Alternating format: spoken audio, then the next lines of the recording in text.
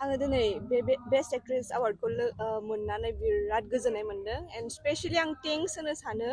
जोंनिनो प्रडिउसारफोर आदा पंकज सोरां बसुमतारी आरो आदा मन्जित सोरां बसुमतारी आरो आदा पंकजफोरखौ स्पेशलि आं थेंक इउ होनो सानो मानो होनोबा बिसोरो आंखौ नै बे चान्सखौ होदों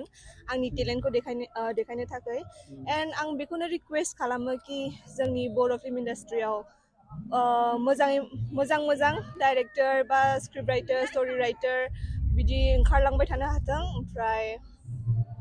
जोंनि आर्टिस्टफ्रा गाव गावनि टेलेन्ट्सफोरखौ